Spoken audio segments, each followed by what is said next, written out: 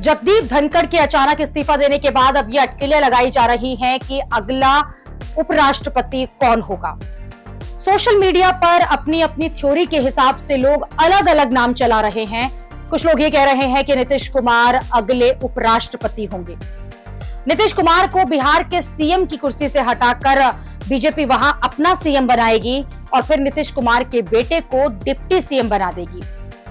लेकिन इस थ्योरी को लेकर कुछ लोग ये खारिज कर रहे हैं और ये कह रहे हैं कि नीतीश कुमार जो है वो अपनी सीएम की अच्छी खासी कुर्सी को छोड़कर क्यों जाएंगे। कुछ लोग कह रहे हैं कि जब जगदीप धनखड़ ने स्वास्थ्य का हवाला देकर इस्तीफा दिया तो फिर नीतीश कुमार जो है वो कौन सा सुपर फिट हैं। नीतीश कुमार की सेहत को लेकर राजनीति होती रही है, इसलिए नीतीश कुमार वाली थ्योरी में दम नहीं लगता। कई लोग कह रहे हैं कि राजनाथ सिंह को उपराष्ट्रपति बना दिया जाएगा और राजनाथ सिंह की जगह पर योगी को रक्षा मंत्री बनाया जाएगा। लेकिन यह भी जो है ख्याली पुलाव जैसा ही लगता है, क्योंकि ऑपरेशन सिंदूर के बाद में रक्षा मंत्री जैसे पद से राजनाथ सिंह को हटाने के बारे में कोई क्यों सोच सकता है, और योगी को यूपी से हटाने के बारे में भी इतनी आसानी से फैसला नहीं हो सकता। ऐसे में उपराष्ट्रपति के लिए ऐसा नाम सामने आएगा जो कि किसी ने नहीं सोचा होगा। कई लोग ये कह रहे हैं कि किसी पूर्व चीफ जस्टिस ऑफ इंडिया को बनाया जा सकता, उनका नाम हो सकता है।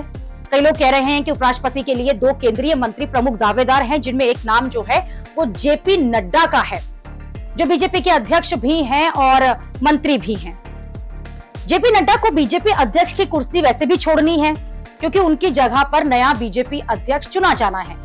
लेकिन जेपी नड्डा को मंत्रिमंडल से हटाकर उपराष्ट्रपति की कुर्सी पर लाया जाएगा, ये बड़ा सवाल है, क्योंकि जेपी नड्डा मेन स्ट्रीम की पॉलिटिक्स से अचानक उपराष्ट्रपति बनने जाएंगे ऐसा लगता नहीं है। ऐसे में कई चौंकाने वाले नाम सामने आ रहे हैं। ऐसा ही नाम एक शशि थरूर का है। कई लोग ये मान रहे हैं कि शशि थरूर को उपराष्ट्रपति का पद दिया जा सकता है। शशि थरूर और कांग्रेस में जिस तरह से टकराव है उससे बीजेपी को फायदा होगा। शशि थरूर को कई लोग उपराष्ट्रपति के लिए अच्छी पसंद मान रहे हैं। अगर शशि थरूर को उपराष्ट्रपति बनाया जाता है तो फिर वैसे ही चौंकाने वाला होगा जैसे धनखड़ का अचानक इस्तीफा देना। धनखड़ ने सेहत का हवाला देकर इस्तीफा दिया, लेकिन बहुत लोग हैं जो ये बात मानते हैं कि पर्दे के पीछे कोई और खेला हुआ है, क्योंकि धनखड़ अच्छा भला राज्यसभा का कामकाज देख रहे थे। अगर इस्तीफा देना होता तो संसद के सत्र शुरू होने से पहले देते या फिर संसद का ये सत्र खत्म होने का इंतजार कर लेते।